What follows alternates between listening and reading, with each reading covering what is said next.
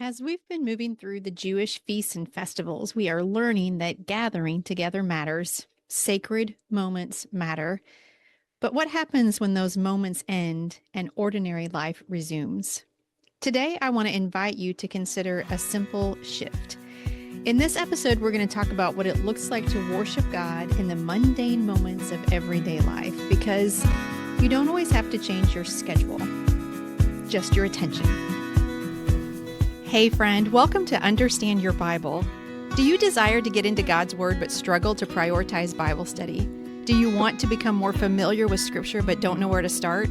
Do you want to grow closer to God and understand His promises for your life? Hi, I'm Angie from Steady On Ministries. I've loved Jesus and the Bible for as long as I can remember, but for many years I did not walk in freedom or experience a life filled with the hope, rest, joy, and peace God promises to His children. Then I began to study the Bible for myself. I learned to claim God's promises and recognize the enemy's lies. In this podcast, you will build confidence in your understanding of Scripture and experience transformation as we help you apply God's Word to your circumstances today. So open your heart, my friend, and prepare to receive a revelation. Before we dive in, I want to remind you that if you are looking for a simple way to study Scripture more consistently, you can download the step-by-step starter kit. It is a free resource that I created to help you engage with God's Word with more clarity and confidence, and you will find the link to that resource in today's show notes. So today, instead of thinking about worship as something we add to our lives, we're going to look at the ways that the ordinary moments of our lives can prompt us to worship God right where we already are. And when I use the word prompts throughout this episode, I don't mean tasks or practices to master. I mean gentle reminders, moments that awaken our awareness to what God is already doing. Throughout our days, there are countless opportunities like this: folding laundry, driving from place to place, caring for others, doing the work that's been entrusted to us. These everyday moments can quietly point us back to who God is and how He is present with us. We're going to walk through a few simple categories together, prompts that invite us to worship God for His provision, His care, His renewal, His presence, and His calling. Not as a checklist, but as a way of noticing God in the midst of ordinary faithfulness. And this way of thinking about worship isn't something that we're inventing. It's rooted in Scripture. Colossians 3:17 says, "And whatever you do, whether in word or deed, do it all in the name of the Lord Jesus, giving thanks to God the Father through Him." This verse doesn't narrow worship, it expands it. It assumes it in everyday life, and it invites us to see whatever we do as a place where worship can take shape. With that in mind, let's look at a few of the ordinary moments of our lives that can prompt our attention towards God. Category number one are prompts to worship God for His provision, or how God supplies for us. One of the simplest places worship shows up in ordinary life is through provision. Think about moments like folding laundry, putting groceries away, opening the pantry, paying the bills. These are repetitive, dare I say, unremarkable tasks, but they quietly testify to the ways God supplies what we need. Because laundry reminds us we have clothing, groceries remind us we've been fed. Even the routines we don't think twice about reflect provision that didn't come from our own strength alone. And in moments like these, worship doesn't require a pause or a prayer. It can simply be awareness, noticing what has been provided, acknowledging that God has been faithful, often in the simple ways that we are tempted to overlook. These moments prompt us to worship not because life is abundant or easy, but because God has supplied what we need for today. I have a habit of cleaning out our fridge and pantry on Saturdays. I usually do our food prep on Saturdays, and this ritual of cleaning out the fridge and pantry creates space for new things, and it gets rid of things that we're finished with. And seeing what's in there, touching the things in our fridge and our pantry, and what we've been given serves to me as such a reminder that God has and is supplying what we need for this season. And in simple moments like these, we can worship God for His provision. Category number 2 are prompts to worship God for his care or how God tends to us. Another way worship shows up in the mundane moments of life is through care. Care looks a little different than provision. It's less about what we have and more about how we're being tended to. Moments like preparing a meal, eating, getting ready for bed, or even noticing our own exhaustion can gently remind us that God cares for us as whole people. Sometimes God's care comes through what we're able to give, feeding others, tending to responsibilities, showing up for people we love. And sometimes his care comes through what we're invited to receive, like rest, nourishment, kindness, or support. In these moments, worship isn't about doing something spiritual. It's about recognizing that God is attentive to our needs. He doesn't just supply from a distance, he tends and cares closely and personally. When we allow ourselves to notice care, whether we're giving it or receiving it, we're reminded that God is near, he is attentive, and deeply invested in our everyday lives. For me, I'm most aware, I think, of God's care on Sundays when I intentionally take Sabbath. It's often in rest and not activity that I notice how carefully God tends to my heart and my soul. I feel him reassuring me that he loves me for who I am, not because of what I do for him. Why is that so easy for me to forget? It is so easy for me to forget.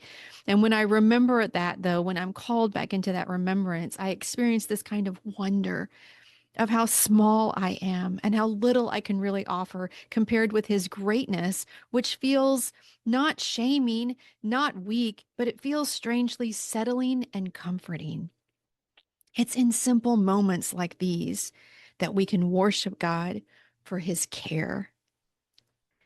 Category number 3 are prompts to worship God for his renewal, just how God continually renews us. Another way worship shows up in ordinary life is through renewal. And renewal often happens in the most repetitive places: cleaning, tidying, resetting a space, starting over after interruption, unloading the dishwasher again, again, or returning to routines that just never really feel finished, right? These moments can feel mundane or even frustrating, but they quietly call us to something true about how God works. God's renewal is rarely dramatic. Sometimes it is, but more often it's patient and ongoing. It's the slow work of restoring and refreshing and making things new over time. Even stepping outside and noticing creation, the changing seasons, fresh air, light at the start or end of the day can remind us that renewal is built into the way God sustains the world and our lives within it. When we notice renewal in small, ordinary moments, worship becomes an acknowledgement that God is at work. Even when progress feels slow, even when we're starting again, God is faithfully showing up and renewing what he has already begun. So I notice this renewal so often when I take our little dog Sadie outside, whether it's a day that's cold or rainy or clear and sunny, just experiencing the differences in the days.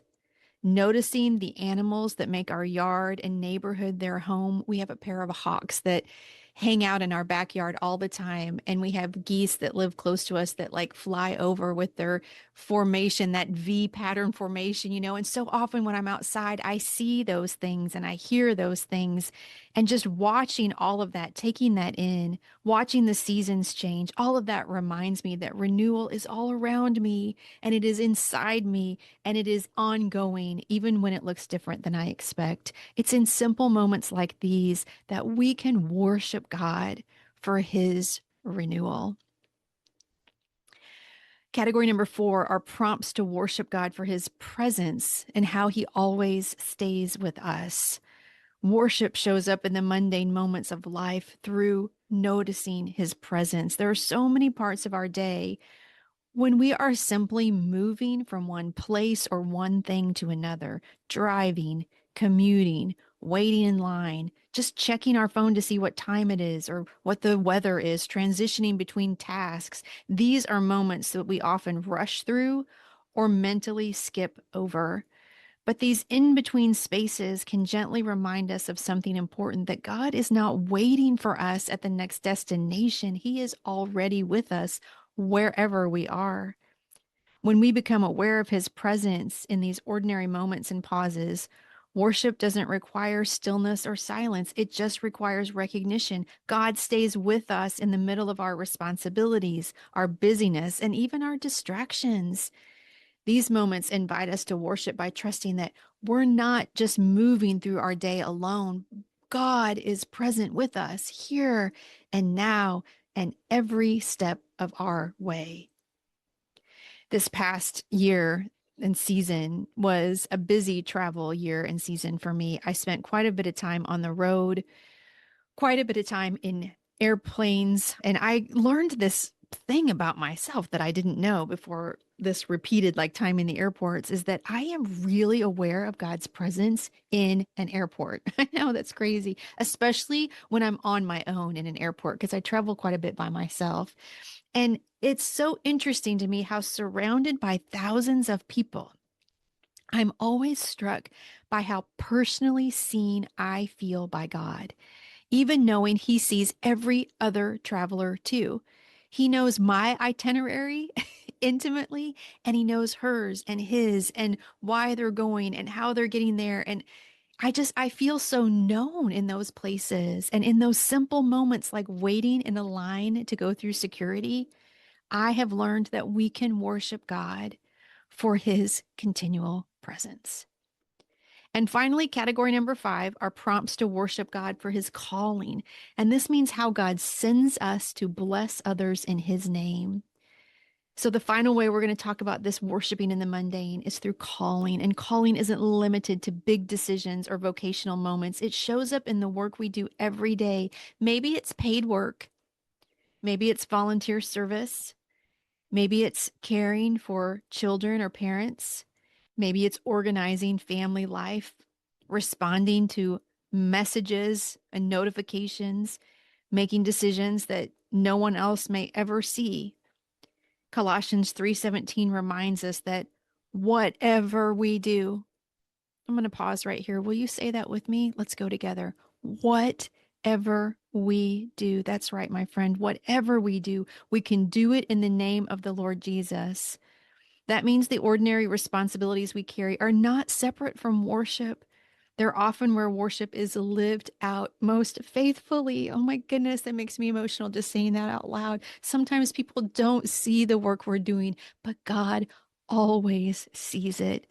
And when we begin to see our work, our conversations, and even this unseen labor as places where God has called us, God has sent us, worship becomes an offering of obedience and trust. Not because the work is glamorous or easy. I'm going to say most of the time it's not, but because God himself has invited us to participate with him right where we are. These moments prompt us to worship by remembering that our lives have purpose, not just in what we believe, but what we do each day as a response to God's call. For me, this calling looks like getting to lead this ministry.